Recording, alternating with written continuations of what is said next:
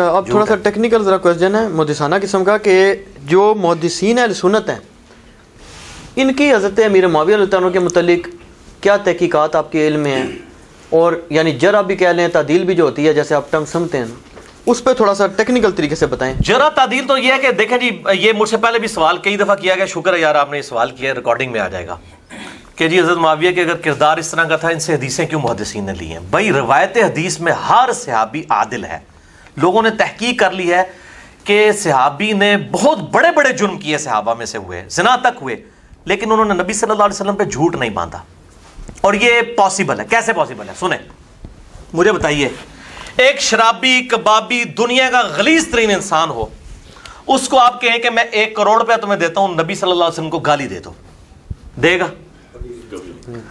زنا کے لیے عورتیں دے دیں، کرے گا، شراب دیں، پیے گا، وہ کہے گا یار جو بھی ہے یہ کام میں نے نہیں کرنا۔ جس طرح ابھی کئی مسلمان ہیں سارے کام کرتے ہیں، کہتے ہیں خنزیر کا گوشت نہیں کھانا، نماز بالکل نہیں پڑھتے، شراب بھی کبھی بھی پی لیتے ہیں۔ یعنی کوئی شخص بعض اوقات کسی گناہ کو اتنا بڑا سمجھ لیتا ہے، وہ کہتا ہے یہ کام میں نے کبھی نہیں کرنا۔ اور اس طرح کا ایک کام ایسا تھا جو نبی نے اتنا کوٹ کوٹ کے صحابہ میں بھرا تھا۔ صحیح مسلم کی پہلی حدیث بخاری میں موجود ہے، اور یہ چند حدیث ہیں جو متواتر ہیں، ان میں سے ایک حدیث یہ ہے کہ آپ صلی اللہ علیہ وآلہ وسلم نے ارشاد فرمایا، جس شخص نے میری طرف جھوٹی حدیث منسوب کی اپنا مقام دوزخ میں دیکھ لے۔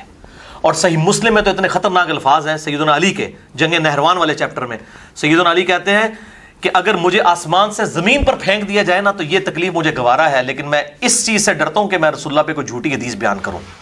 پھر انہوں نے حدیث بیان کی کہ جو خوارج کو قتل کریں گے وہ کتنے عظیم لوگ ہوں گے، یعنی وہ اپنی امت، اپنی قوم کا، اپنی فوج کا موٹیویشن لیول رائز کر رہے تھے کہ میں نے حضور سے خود سنا ہے کہ بہترین لوگ ہوں گے جو خوارج کو قتل کریں گے۔ تو اس وقت انہوں نے کہا کہ میں آسمان سے گر پڑوں نا یہ مجھے گوارا ہے، جھوٹی۔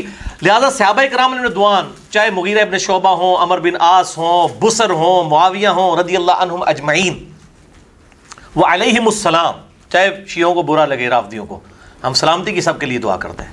ظاہر ہم قبر پہ جائیں گے، ان صحابہ کی قبروں پہ تو السلام علیکم کہیں گے، نماز میں بھی کہتے ہیں۔ تو یہ سب کے سب جو ہیں لوگ، ان لوگوں سے روایتیں احادیث میں لی جائیں گی، کسی سے جھوٹ ثابت نہیں ہے، اور ان صحابہ سے کوئی ایسی حدیثیں نہیں جو باقی صحابہ نے روایت نہ کی ہوں، کوئی تفرد نہیں ہے۔ باقی صحابہ اگر ان کی حدیثیں نہ بھی لی جاتی، باقی صحابہ سے حدیثیں وہ ہمیں مل جاتی ہیں۔ روایت حدیث میں یہ قابل قبول ہیں، اس اعتبار سے کوئی ان کے اوپر جرح نہیں ہے، ایکسیپٹیبل ہوں گے۔ باقی کسی کی پرسنل غلطیوں کو پوائنٹ آؤٹ کرنا، وہ تو پھر بخاری مسلم نے ان کی کئی باتیں نقل کر دی ہیں نا جی، اب میں اس طرف چل پڑوں گا، وہ تو نقل کر دی۔ البتہ آپ پرٹیکولر اگر وہ بات کریں گے تو بڑی بڑی خطرناک روایتیں بھی موجود ہیں، اب میں بیان کروں یا نہ کروں؟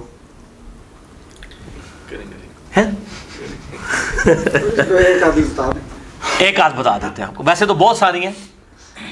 شیخ زبیر الزئی رحمہ اللہ نے کتاب لکھی ہے قیام رمضان کے اوپر نا، 8 اور 20 تراویح کے اختلاف پہ، ٹھیک ہے جی۔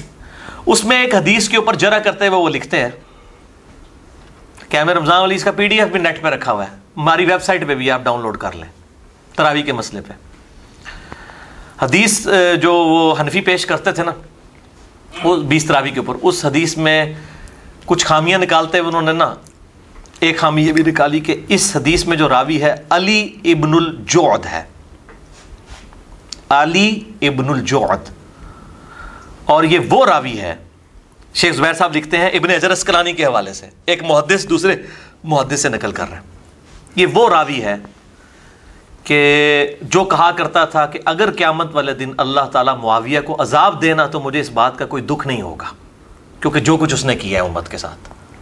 علی ابن الجعد یہ کون ہے؟ ہاں میں بتاتا ہوں یہ کون ہے، ان کا تعارف بھی کراؤں گا تو تھوڑے پیروں سے زمین نکل جائے گی۔ علی ابن الجعد، علی ابن الجعد، یہ بات آپ نے کبھی، آپ لوگ تو میرے یار غار بھی آپ میں سے کئی لوگ بیٹھے ہوئے ہیں، کبھی مجھ سے آپ نے کبھی نجی محفل میں بھی ایسی بات سنی ہے؟ ٹھیک ہے، مجھے تو ترس آتا ہے ان کے اعمال جب دیکھتا ہوں، میں کہتا ہوں اللہ تعالیٰ معاف ہی کرے یار، دعا ہی کر سکتے ہیں، دعاؤں سے نہیں منوا سکتے۔ علی ابن الجعد نے یہ بات کہی، اور شیخ زبیر صاحب کہتے ہیں کہ اس پہ تو اس راوی کے اندر تو یہ خرابی پائی جاتی تھی، اور یہ حنفی ہمیں اس کی روایت پیش کر رہے ہیں، پھر ساتھ ہی لکھتے ہیں لیکن وہ اہل سنت کے امام ہیں اور وہ ثقہ اور صدوق راوی ہیں ان تمام چیزوں کے باوجود۔ اور وہ اس لیے انہوں نے لکھا کہ میں نے علی ابن الجعد پہ جو یہ نقل کی ہے نا جرح، اس کی بنیاد پہ میں اس حدیث کو ضعیف نہیں کہہ رہا، میں دوسری بنیاد پہ کہہ رہا ہوں، لیکن میں آپ کو بتانا چاہ رہا ہوں کہ ایسے لوگ بھی موجود ہیں. یہ شیخ زبیر صاحب نے لکھا ہے، ٹھیک ہے، ابھی تک موجود ہے، اس کا PDF موجود ہے. اب آپ نے پوچھا علی ابن الجود کون ہے؟ امام احمد بن حنبل کے استاد ہیں، اور ان کی کتاب ہے مسند احمد ہے نا، جس طرح اسی طریقے سے مسند جو ہے علی ابن الجود بھی موجود ہے. اہل سنت کی مین سٹریم کی کتاب ہے یہ احمد بن حنبل کے استاد، امام بخاری کے دادا استاد. احمد بن حنبل رحمۃ اللہ علیہ ہیں؟ جی احمد بن حنبل کے استاد ہیں، جس سے مشاہدات صحابہ کے اقوال پیش کر رہے ہیں. احمد بن حنبل کے استاد ہیں علی بن الجود. امام احمد بن حنبل کا استاد اگر یہ بات کر کے سننی ہے، آپ اس کی روایتوں پہ جرا کرتے ہیں، جو کچھ کرتے ہیں، تو ابن حجر پہ بھی فتویٰ لگائیں اور شیخ زبیر صاحب کے اوپر بھی فتویٰ لگائیں. اگر ضعیف تو اتنے بھائی ماننا ہر چیز کو ضعیف ثابت کرنے کی کوشش کرتے ہیں نا، اس کا تو حل کوئی نہیں ہے. تو ہم یہ کہتے ہیں کہ جو لوگ یہ لکھتے رہے ہیں، یہ تو میں آپ کو ایک نمونہ پیش کر رہا ہوں. ویسے اللہ نے ہر چیز جوڑوں کی شکل میں پیدا کی ہے، سورہ الذاریات میں آتا ہے. ایک جوڑا اور ہو جانا چاہیے ہے، ہونا چاہیے. سنو پھر دوسرا جوڑا ہے یہ، میں ویسے ٹوتھ ریویل کر دیتا ہوں. میں نے مسئلہ نمبر 130 جب ریکارڈ کروایا تھا نا نماز وتر پہ، اس میں نے ایک بات کی تھی صحیح بخاری سے. صحیح بخاری میں حضرت معاویہ کے اوپر باب باندھا نا امام بخاری نے، ذکر معاویہ، فضائل معاویہ نہیں، ذکر معاویہ. اس میں نے پوری بحث بھی کی ہے، اس میں بھی، اور ابن حجر اسقلانی کی پوری بحث مسئلہ 116 میں. اس میں حدیث وہ لے کے آئے کہ حضرت معاویہ رضی اللہ تعالیٰ عنہ صرف ایک وتر پڑھا کرتے تھے. تو کسی نے ابن عباس کو آگے شکایت کی کہ امیر المؤمنین معاویہ بن ابی سفیان ایک وتر پڑھتے ہیں، ان کو ذرا دیکھیے. اچھا حضرت ابن عباس نے آگے سے کیا جواب دیا؟ ان کو چاہیے تھا وہ کہتے یار تمہارا دماغ خراب ہے، سنت بھی تو عمل کر رہے ہو. اور ابن عباس کی عادت یہی ہوتی تھی، وہ تو اتنے آؤٹ سپوکن تھے. میں نے بتایا جو لوگ جو مطلب وہ لبیک اللہم لبیک پڑھ رہے ہیں، جو کہہ رہے ہیں ابو بکر عمر کے اقوال بتاتے ہو، میں تمہیں نبی کی حدیثیں بیان کرتا ہوں، قریب آسمان سے پتھر برس پڑے. بخاری میں آتا ہے ایک شخص نے آگے کہا کہ ابن عباس آج میں نے ایک پاگل بندے کے پیچھے نماز پڑھی ہے، اس نے 22 دفعہ اللہ اکبر کہا 4 رکعتوں میں. اس نے کہا تجھے تیری ماں گم پائے، یہ ابو القاسم کی سنت ہے، تو اس سنت کا مذاق اڑا رہا ہے. کیونکہ بنو امیہ کے گورنر جو ہے وہ صرف پہلی تکبیر اونچی کہتے تھے، باقی آہستہ آہستہ کہتے تھے. یہ سنت بھی دوبارہ حضرت علی نے جاری کی ہے، بخاری مسلم میں آتا ہے، ایک لفظ سے چیپٹر ہے. ان لوگوں نے یہ تکبیرات ختم کر دی تھی، جس کو تعلق قادری صاحب ترک رفع دین پہ جو حدیثیں لے آتے ہیں. ٹھیک ہے، تو یہ شریک گورنروں نے یہ مطلب، تو وہ ان کو بتایا گیا کہ جی وہ تو ایک وتر پڑھتے ہیں. تو حضرت ابن عباس نے کہا کہ معاویہ کو چھوڑ دو، وہ فقیہ ہیں اور صحابی ہیں. فقیہ سے مراد سمجھدار ہیں، اور صحابی بھی ہیں، انہوں نے نبی صلی اللہ علیہ وسلم کی صحبت کی ہے. اب ہونا تو چاہیے تھا ابن عباس ان کو یہ کہتے کہ یار معاویہ نے ایک وتر پڑھ کے کون سا گناہ کیا ہے، یہ تو سنت ہے، یہ کہنا چاہیے تھا نا. ادھر وہ کہہ رہے ہیں کہ جی 22 دفعہ اللہ اکبر کہنا سنت ہے، صحیح بخاری میں، یہاں بھی کہنا چاہیے تھا. فقیہ ہے. یہ اصل میں وہی بات ان کی جو ہم پنجابی میں کہتے ہیں، جب کسی سے آکورڈ کام ہوتا ہوا دیکھتے ہیں نا ہم، اسی کہنا یار چھڑ دو انہوں، آپ سیانا بیانا ہے، انہوں نہیں پتا یہ سیانا بیانا ہے، یہ فقیہ ہیں اور صحابی ہیں، یعنی اس کو نہیں پتا یہ کیا کام کر رہا ہے. یہ اصل میں ابن عباس نے کہا ہے، اور اس سے امام بخاری نے ابن عباس کی صحابیت ثابت کی ہے. اگر اس سے فضیلت ثابت کرنی تھی نا حضرت معاویہ کی، تو اس پہ پھر وہ باب باندھ کے فضائل معاویہ لکھ کے فضیلت ثابت کرتے. ٹھیک ہے، اب دیکھیں کیا معاملہ ہوا. یہ حدیث ادھر ہی ہے بخاری میں، لیکن اسی حدیث کو امام طحاوی بھی لے کے ہیں شرح معانی الاثار کے اندر، اور وہاں پہ بڑے خطرناک الفاظ موجود ہیں امام طحاوی کی. اور امام طحاوی نے اس حدیث کو صحیح بھی کہہ دیا کہ جب ابن عباس کو یہ بات بتائی گئی نا آ کے کہ معاویہ تو ایک وتر پڑھتے ہیں، تو انہوں نے کہا اس گدھے سے پوچھو اس نے یہ طریقہ کہاں سے نکالا ہے. یہ الفاظ ہیں ابن عباس کے، اور امام طحاوی نے اس کی توثیق کی ہے. یہ میں اس لیے کہہ رہا ہوں کہ پھر امام طحاوی پہ بھی رافضیت کا فتویٰ لگائیں، المتوفیٰ 321 ہجری والے سنت کے امام ہیں. ابن عباس پہ بھی لگائیں، انہوں نے الفاظ یہ ضعیف کرنے کی ثابت کرنے کی کوشش بھی کریں گے. میں پہلے ہی بتا رہا ہوں کہ ضعیف کریں گے تو طحاوی مر جائے گا، طحاوی نہیں پھر سنی رہندا.